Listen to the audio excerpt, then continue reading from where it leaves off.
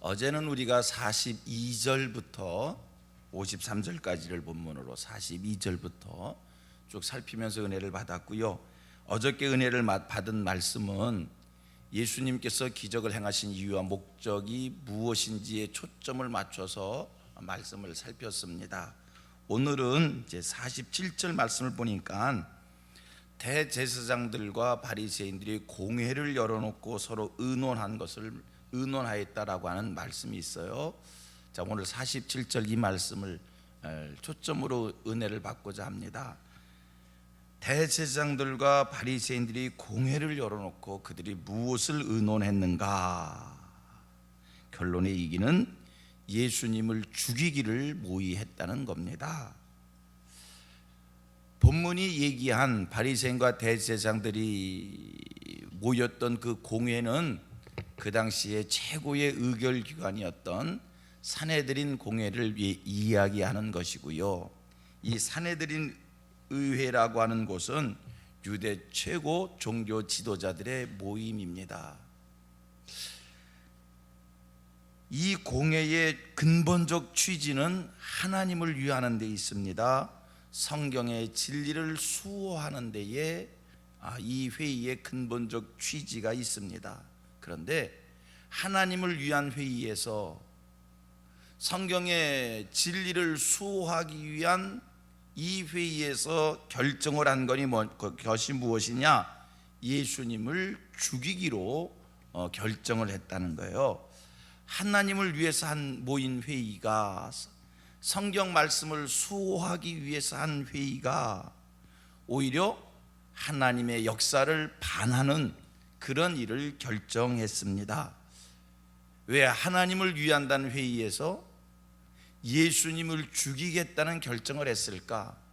왜 이들이 근본적 취지는 성경의 진리를 수호한다는 것이 이 회의의 목적인데 왜 성경의 진리를 반하는 이런 결정을 하게 됐는가? 왜 그랬는가? 그 이유가 어디 있는가? 오늘은 그 이유를 살피면서 은혜를 받겠는데, 크게 얘기하면 영적인 역사이지요. 어저께도 말씀을 드렸습니다. 보이는 것은 보이지 않는 것으로 말미암는다. 여러분, 이 세상은 우리의 눈으로 보이는 물질 세계가 있습니다. 우리가 사는 이 세상이 있습니다. 그러나 한 가지 알 것은 이 세상에 되어지는 여러 흐름이라고 하는 것은 보이지 않는 영적 세계의 주도하에 의하여 되어지는 겁니다. 성령의 역사가 있습니다. 악한 영의 역사가 있습니다. 악한 영의 역사가 악한 영의 역사가 우리 가정을 지배하고 내 삶을 지배하면 분열과 다툼과 싸움과 분노와 원망과 시비와 하나님의 영광을 가리는 일과 성경에 반하는 역사들이 펼쳐지게 되는 것이고, 성령의 역사가 나를 다스려 주시면 하나님의 말씀을 따르는, 하나님이 기뻐하시는 일, 하나님의 축복을 누리는 일, 사랑하고 화목하고 화평하고 하나 되고 성경 말씀을 이루는 이런 일들이 펼쳐질 것입니다. 오늘 본문에 산헤드린 공회가 하나님을 위한 일을 하지 못하고 하나님을 반한 일을 했습니다. 왜 이 같은 일을 했는가? 악한 영의 역사이지요. 이렇게 말씀하면 됩니다. 그럼 한 가지, 왜 이 공회원들이 악한 영의 역사에 따르는 행동을 했는가? 여러분, 우리도요, 하나님 앞에 깨어 있지 못하면 성령의 인도 따라 살지 못하고 악한 영의 이끌림을 받으며 악한 영의 하게함에 따라 악한 짓을 하며 살게 됩니다. 그런데 악한 영이 역사하는 그곳을 보면, 여러분, 향내가 나는 곳에는 벌과 나비가 찾아와요. 썩는 내가 나는 곳에는 파리가 찾아오는 겁니다. 악한 영이 집중적으로 공격해요. 악한 영이 집중적으로 우리를 넘어뜨리려고 해요. 악한 영이 역사하는 곳을 보면 악한 영이 좋아하는 일을 하기에, 여러분, 내가 악한 영을 받아서 악한 일을 하는 건가? 악한 영이 좋아하는 일을 하기에 악한 영이 찾아오는가? 두 가지가 다 가능성이 있는 겁니다. 악한 영에 의하여 악한 일을 하기도 하지만 내 삶의 습관이라고 하는 것이 악한 영이 좋아하는 짓을 하면 악한 영이 찾아와요. 여러분, 우리가 이 세상 살아가는 과정 속에서 놀이로 하는 것이 있잖아요. 그냥 이건 우리가 삶의 습관으로 취미로 놀이를 하는 거예요. 예를 들자면, 그게 나쁘다는 게 아니라 예를 들자면 노름을 한다, 화투를 친다. 그러면 그냥 재미로 처음에는 하잖아요. 재미로 하잖아요. 근데 그것이 악한 영이 좋아하는 일이면 악한 영이 틈탄단 말이에요. 그래서 우리는 삶의 습관이 악한 영이 틈타지 않는 악은 모양이라도 버려야지, 악한 것이 좋아하는 것을 하면 악한 영이 들어오게끔 되어져 있어요. 악한 영이 차단 길이 있단 말이에요. 다시 얘기합니다. 악한 영의 지배를 받기에 악한 영의 간섭 때문에 내가 악한 짓을 하는 건가? 아니면 악한 짓을 하기에 악한 영이 들어오는 건가? 다 두 가지의 가능성이 있기에 사랑하는 우리 성민교회 모든 성도님들은, 이 성전뜰을 만난 이들은 악은 모양이라도 버릴 수 있게 되기를 축복합니다. 그래서 내 하는 일자리에 하나님이 기뻐하시는 천근천사 화답하는 일들이 있어야지. 사탄이 삼킬자를 두루 찾아다니고 있는데 아이고야 이거 여기구나 라고 찾아와서야 되겠어요? 여러분, 악한 영 때문에 내가 혈기를 부리는 겁니까? 혈기를 부리니까 악한 영이 들어오는 겁니까? 두 가지의 가능성이 다 있다는 거예요. 거짓말을 하기 때문에 악한 영이 들어오는 겁니까? 악한 영이 들어왔기 때문에 거짓말을 하는 겁니까? 두 가지의 가능성이 다 있는 거예요. 그래서 뭐라고요? 악은 모양이라도 버려라. 하나님이 기뻐하신 일을 하고자 할 때 악한 영은 일곱 길로 쫓겨가는 나와 상관없는 일들이 될 줄 믿습니다. 다시 본문에 들어옵니다. 이 공회원들이 왜, 근본적 취지는 하나님을 위한 거고 성경의 진리를 수호한다는 일인데 왜 예수를 죽이는 일을 결정했는가? 크게는 악한 영의 역사이지만 악한 영이 역사하게끔 틈을 보였단 말이에요. 그 첫 번째가 이 공회원들의 이 습관 중에 하나가 그들의 선입견이 악한 영에 노예되게 한 거예요. 악한 영의 이끌림을 받게 한 거예요. 악한 영이 들어오게 했던 거예요. 선입견, 무슨 얘기입니까? 공회원들이 생각할 때, 바리새인들과 대제사장들과 이들이 생각할 때에 예수가 그리스도이시다, 예수는 만왕의 왕으로 오시는 분이다, 예수는 메시아이다 라고 하는 그들의 신앙, 맞지요? 예수는 그리스도이시지요, 예수는 만왕의 왕이시죠, 예수는 메시아이시죠. 그런데 이 사람들이 생각할 때에 예수가 메시아이기에 만왕의 왕이기에 예수님은 왕처럼 오셔야 된다라고 하는 그들의 선입견이 있었던 거예요. 그들이 처음부터 예수를 배척하고자 했던 게 아니라 그들은 예수가 메시아라면 만왕의 왕처럼 와야 된다는 거예요. 이러한 그들의 선입견이, 근데 보세요, 예수님이 어떻게 오셨습니까? 유대 땅 베들레헴의 마을 구유에 오셨어요. 그리고 예수님이 사는 모습을 봤더니 목수의 아들이었어요. 예수님이 갈릴리 바다에서 그냥 어부들과 어울리셨어요. 가난한 자, 버려진 자, 소외된 자, 그들과만 놀아요.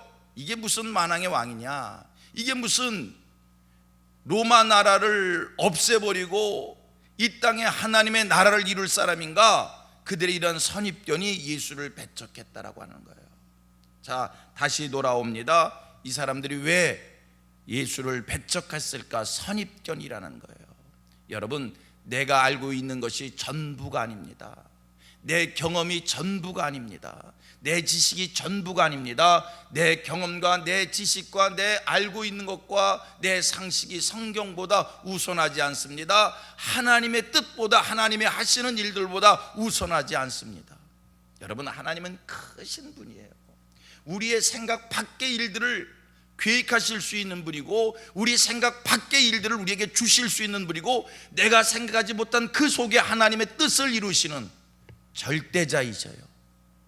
그래서 이 세상, 하나님이 이 세상을 주권 다스리신다, 주도하신다, 모든 것이 하나님의 뜻대로 된다라고, 내 삶도 하나님의 간섭 속에 있다라고 우리가 고백하지만, 그러나 살아가는 과정 속에 우리가 경험하는 것은 도저히 내 상식과 내 경험과 내 지식으로는 알 수 없는 일들이 내게서 벌어지는 거예요.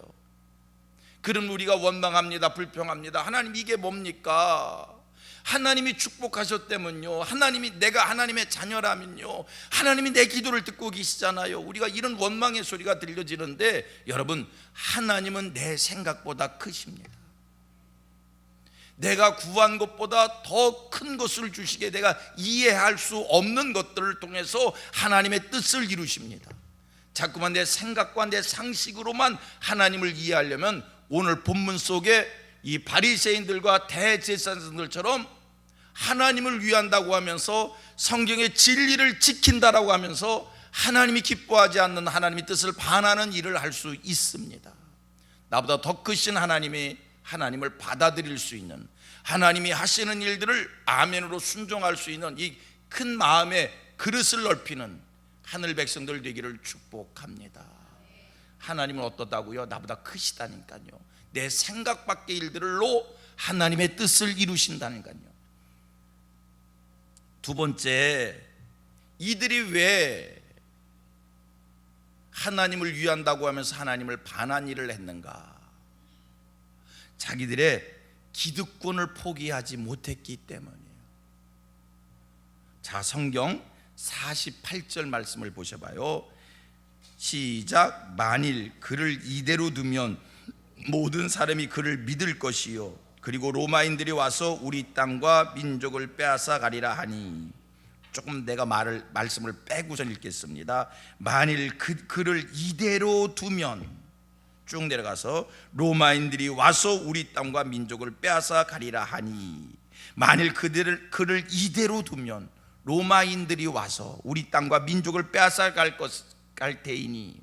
로마인들이 자기들의 땅과 민족을 빼앗아 갈 것을 염려해서 예수를 죽이겠다는 거예요.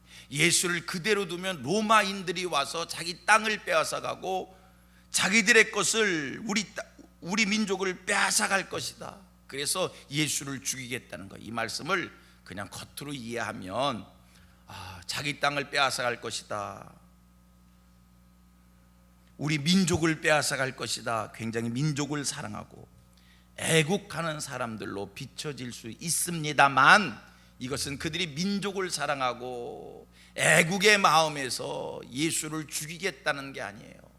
로마인들이 쳐들어와서 지금까지 자기들이 누리고 있는 모든 기득권들, 지금 바리새인들, 지금 이 종교 지도자들, 로마 나라에서 상당한 권력을 가지고 있었던, 로마 나라에서 많은 것을 누리고 있었던 지배계층의 사람들입니다.